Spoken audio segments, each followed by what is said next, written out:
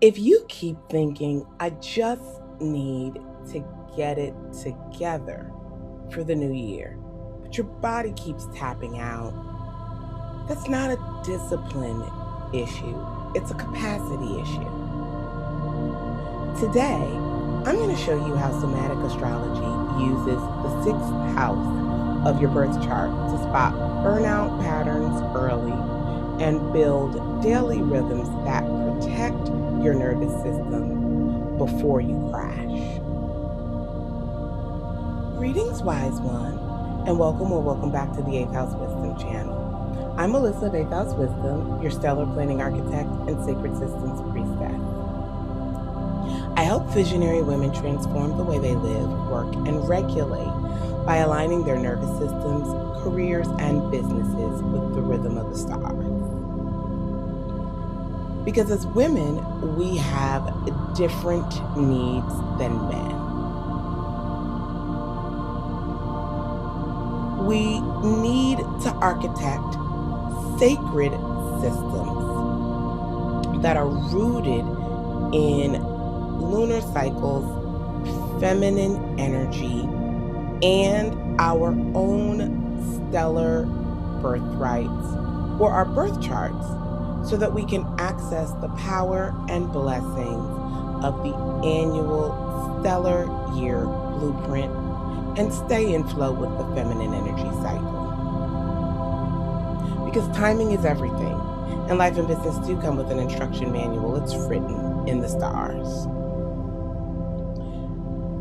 This video is about somatic astrology and how the sixth house of your birth chart reveals your burnout loops and signals, so that you can build sacred daily rhythms that protect your energy and prevent any crashing that are designed around your unique needs and structure.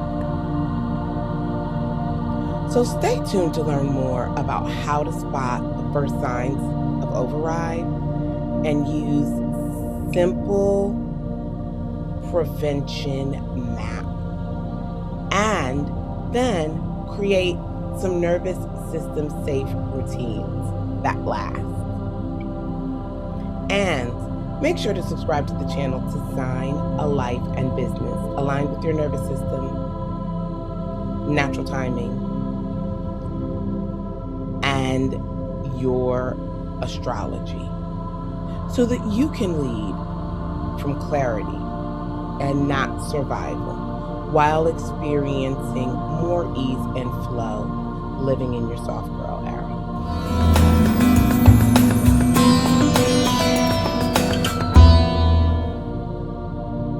So let's talk about what I mean when I say somatic astrology.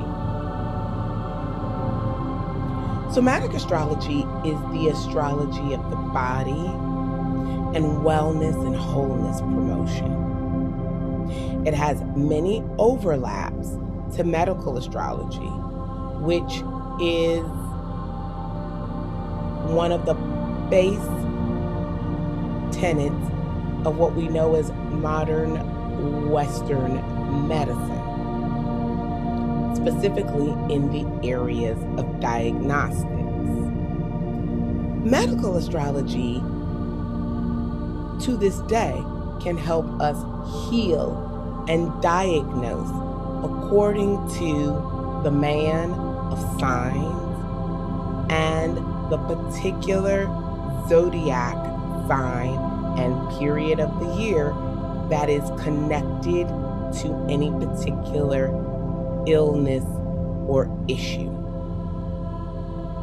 However, when we go with the somatic side, we stop using astrology as a theory or rationale for a working hypothesis, and we start using it to customize a blueprint for your body's wellness, your self-care, and your nervous system needs. It's not about codifying more information.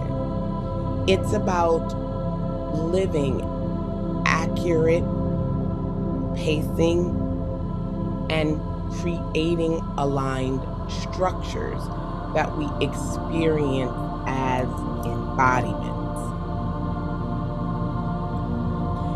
In astrology, we look to the 6th house as the lens for somatics in the body, because the 6th house is all about your daily life, your routine, your habits, your health patterns, your work rhythm, and more importantly, the way your nervous system meets your calendar or any given task.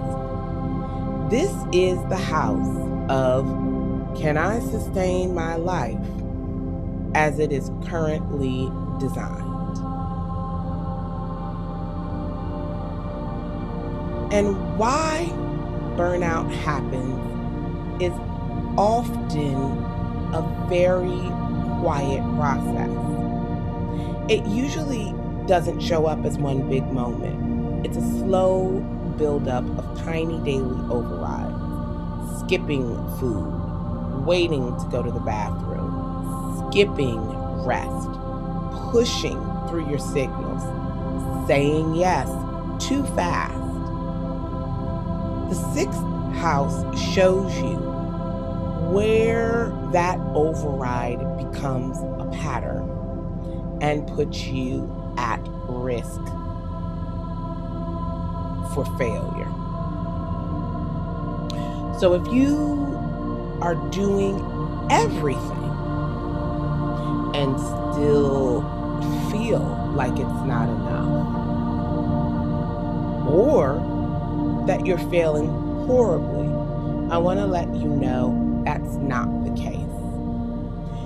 Any resistance felt is your body giving you feedback about the goodness of fit of your schedule, plans, and activities. And as a woman, your job is to listen earlier, not override. So let's talk about what these signals can look like.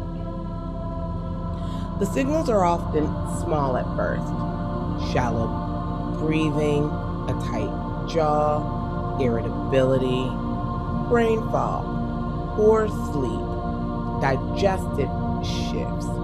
All of these also show up within the 6th house. And somatics teach you to treat those as data, not trauma and not failures. So here's the prevention map, simple and real. And step 1 is to find the betrayal. Not the actual crash out, but the first moment you went into self-override. When you saw the light come on, but you ignored it. That's where prevention begins. Now, step 2 of our prevention map is to build your day in 2 lanes: output or production, and recovery or input.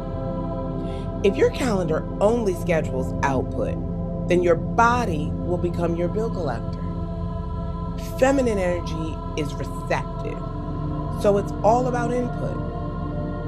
That is our fuel: resting, pausing, receiving, and doing nothing, which actually charge you to be able to produce and generate greater output. Women are not charged from creating, doing, and producing. We're drained. So building in regular periods of rest after action has to become a non-negotiable. Step 3 of the prevention map is to use the minimum effective rhythm rule.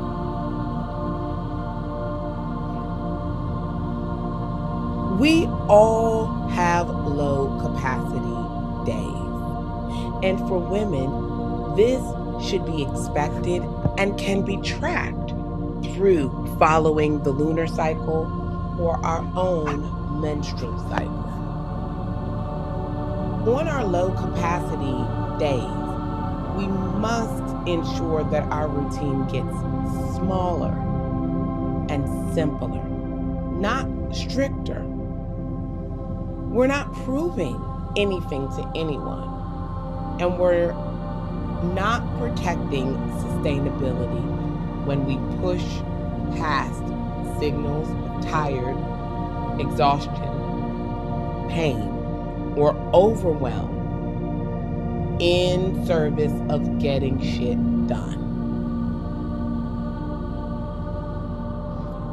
And step 4 of this prevention map is translating this into life, career, and business.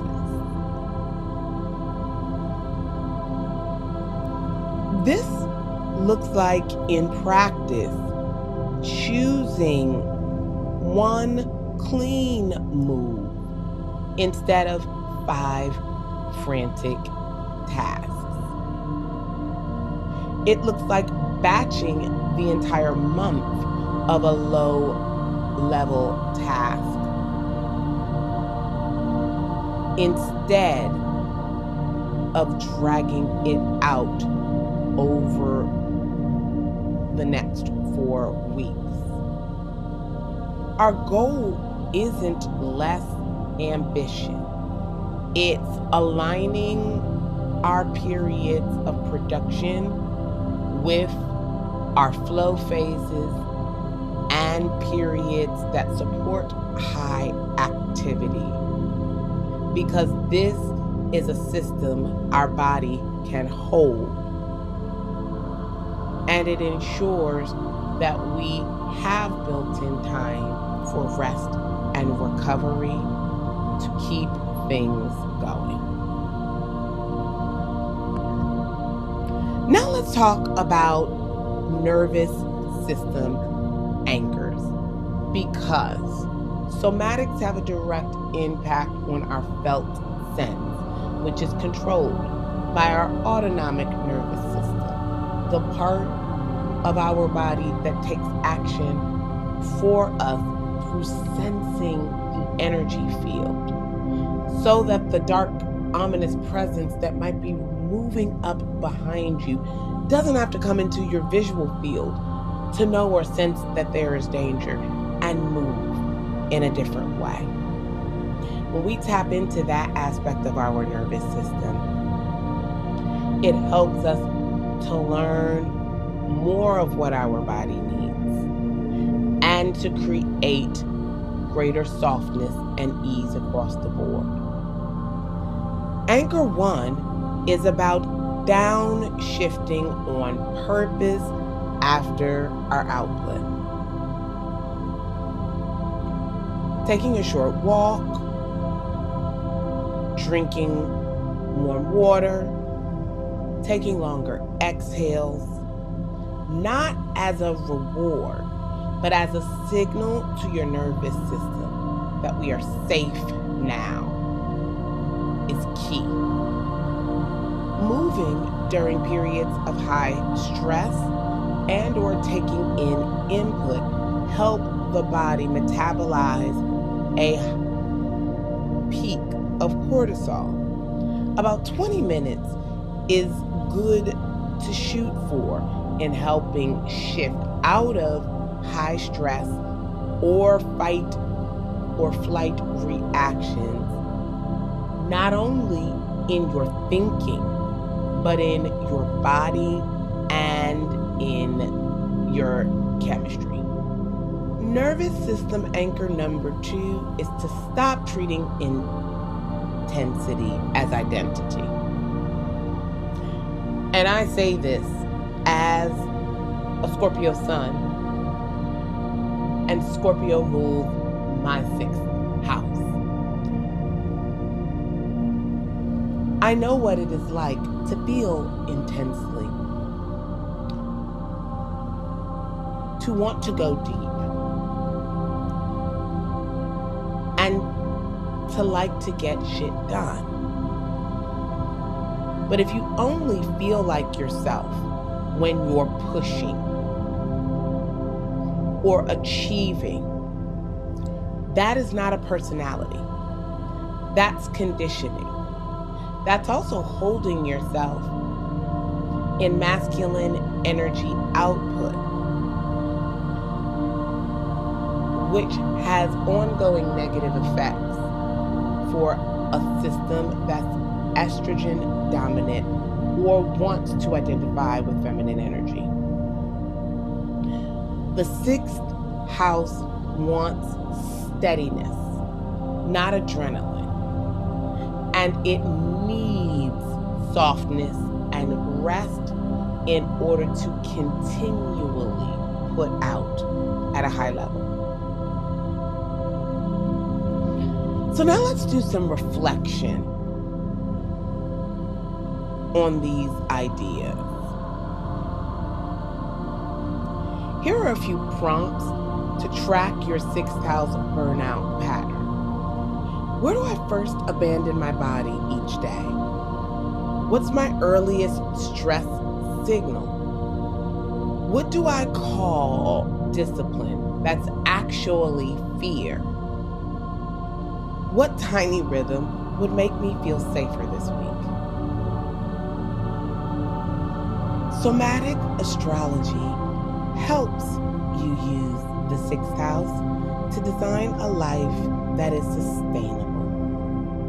Burnout isn't a motivation problem.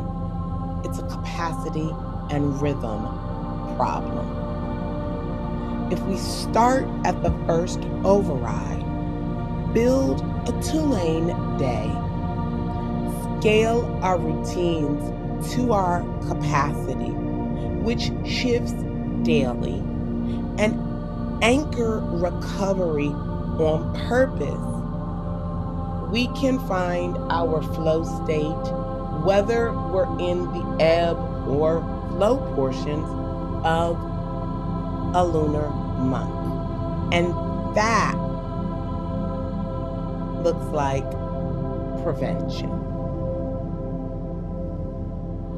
I'd love to hear about how these somatic astrology concepts resonate with you.